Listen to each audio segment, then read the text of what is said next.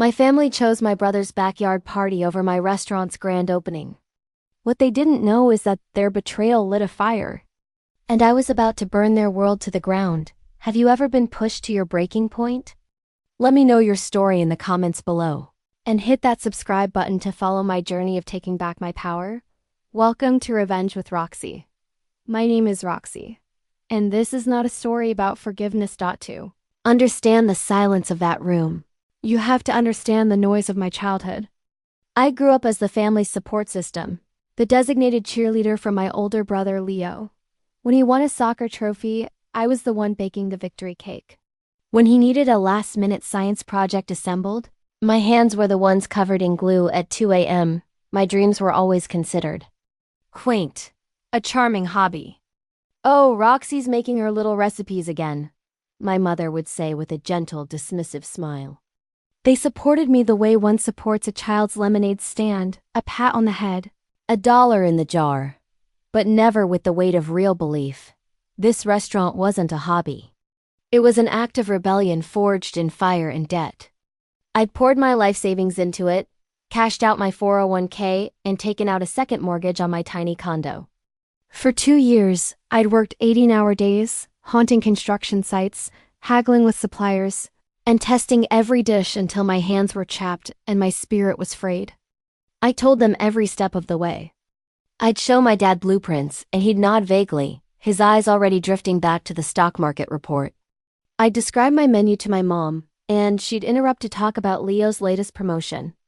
They heard the words, but they never listened to the music. So, on opening night, as I stood in my pristine chef's whites, the silence wasn't just an absence of people.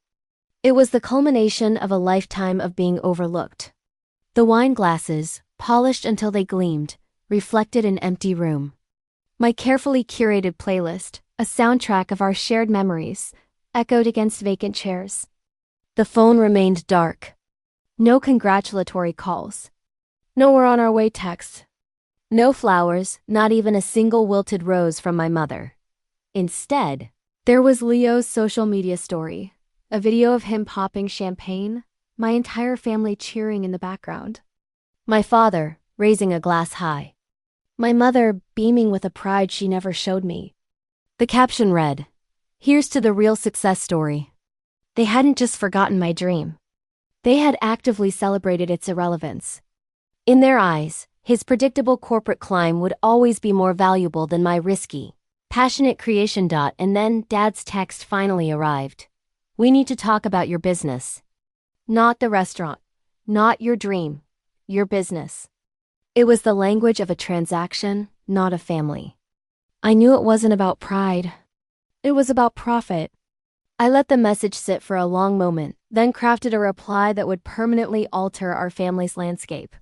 Effective immediately, access to this restaurant, and to me, is by invitation only. You are not on the list. 15 minutes later, my phone erupted. 22 missed calls. And a sharp, arrogant knock on the kitchen's back door. It was Leo. Of course it was. He stood under the dim security light, drenched in expensive cologne and entitlement.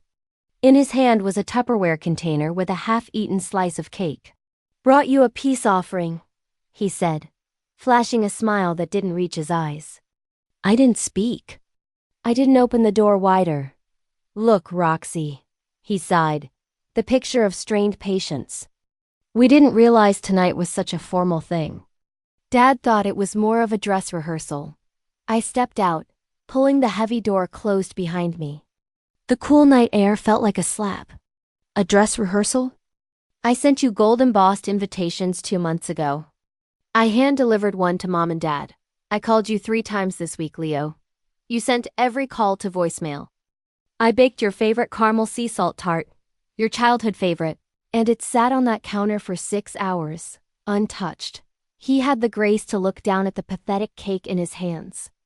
"Things got complicated. The party for my promotion, it just took on a life of its own."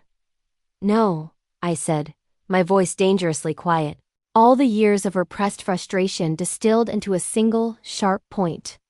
"Things got clear. You all assumed I would always be there, the reliable backup, the one who would wait. You've been doing it my whole life. This was just the first time you were so blatant about it. I walked past him and tossed the garbage bag. I was holding into the dumpster with a satisfying thud.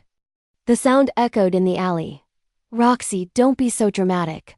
It's not that deep, but it was. It was an ocean deep. It was every school play he starred in while I worked the concession stand. It was every college paper I helped him write.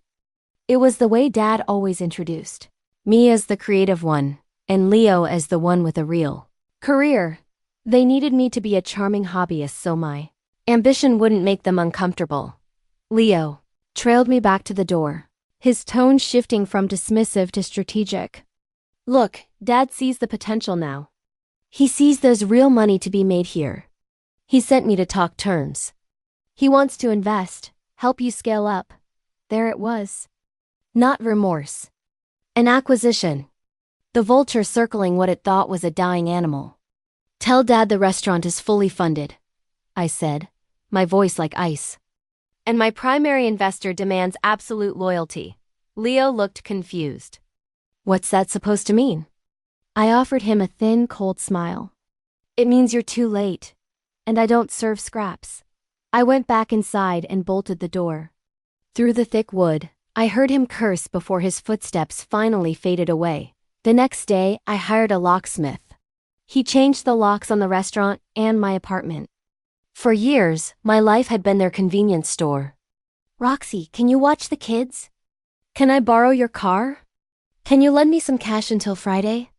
I always said yes, terrified that saying no would mean I was unlovable. I thought being useful was a substitute for being wanted. But love doesn't ghost you on the biggest night of your life. Love doesn't need an invitation to show up.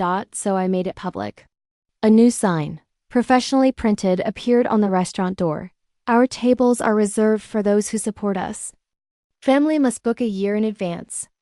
By lunchtime, a photo of it was trending on the city's food scene pages. By dinner, it was national news. A picture of me, arms crossed in my chef's whites in front of that sign, became a symbol.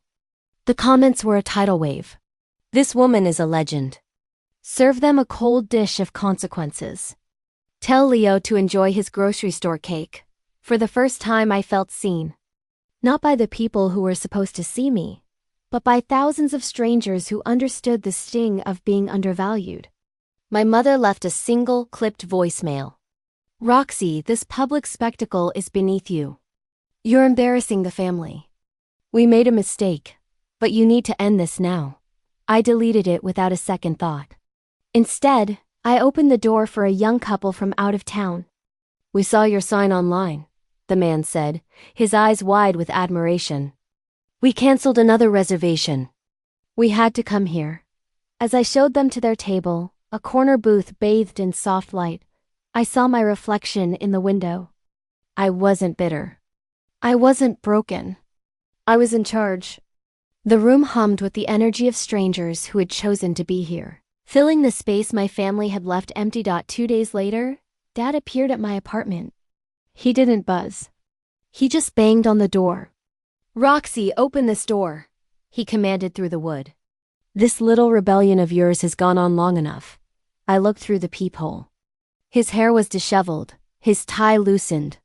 He looked like a king who had just lost his kingdom. I opened the door but blocked the entrance with my body.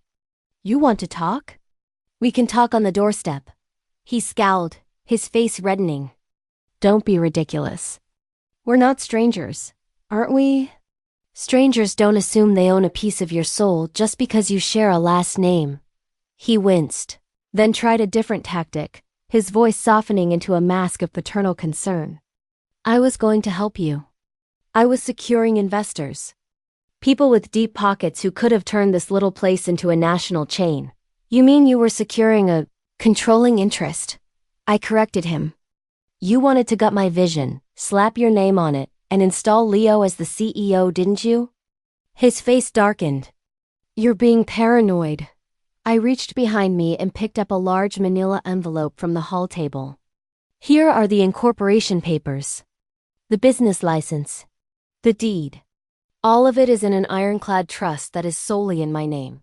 He stared at the envelope as if it were a snake. You hired a lawyer? I hired a firm, I said, feeling a surge of power I'd never known. It's amazing what you can accomplish when you stop asking for permission to be powerful. He looked defeated, his bluster deflating like a cheap balloon. We just wanted what was best for you, he muttered, a last pathetic attempt to seize the moral high ground. No, you wanted what was easiest for you. Before he turned to leave, he shot back, his voice laced with venom. You'll come to regret this, Roxy. You'll come crawling back when this whole thing fails. I held his gaze, my back ramrod straight. Don't hold your breath. You might run out of air. I closed the door, and for the first time, I realized my last name wasn't what gave me value. My first name, Roxy, was more than enough. That evening, I got 30 new reservation requests and a cryptic text from Leo. They're not done.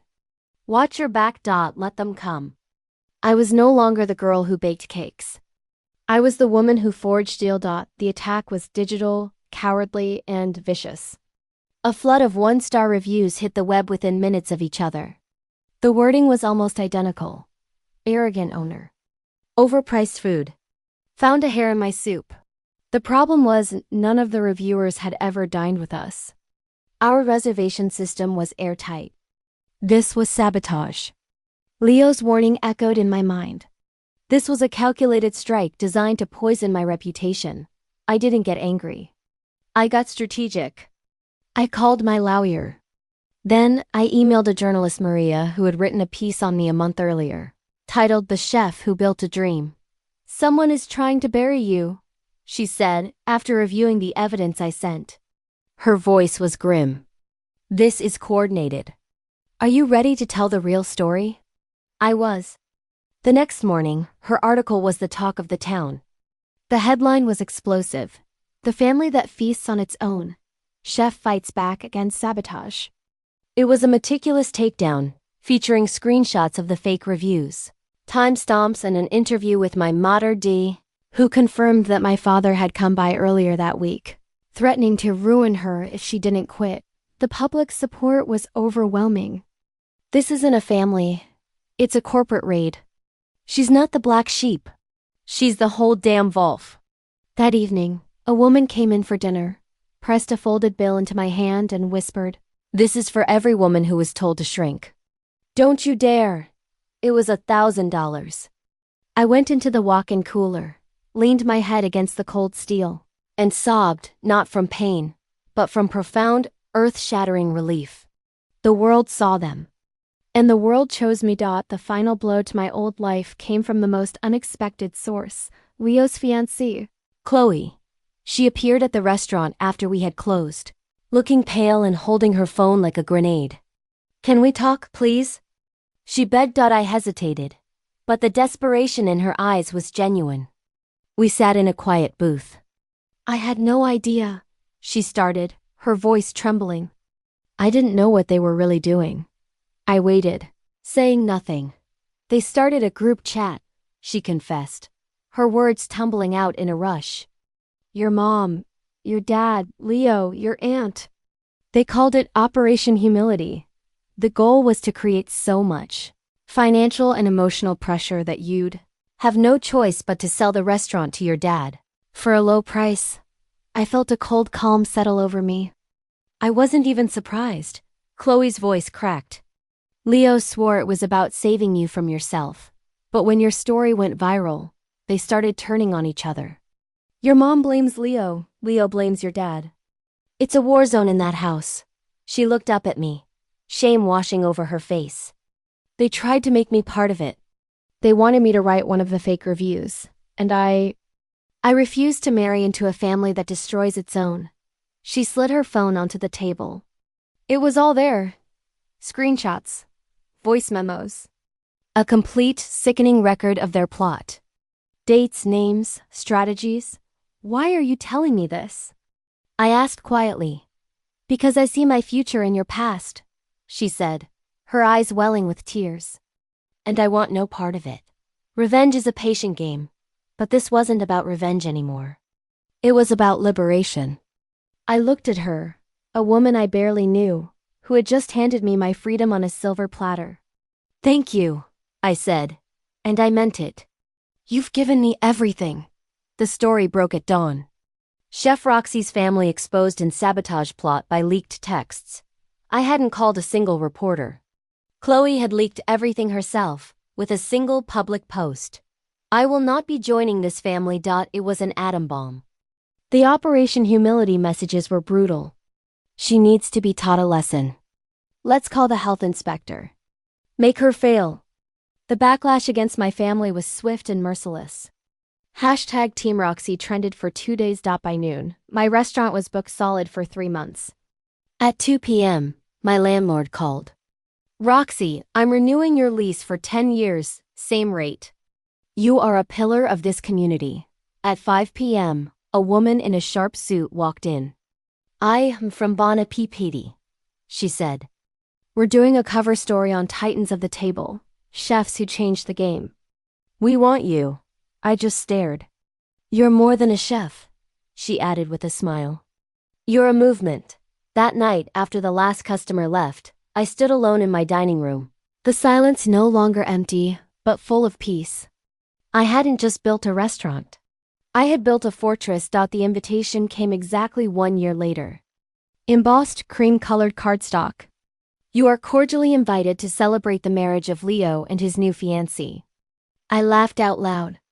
After a year of silence, they wanted me to be a prop in their wedding photos, a symbol of a forgiveness I never offered. I put the invitation in my industrial-grade blender and hit pulverize.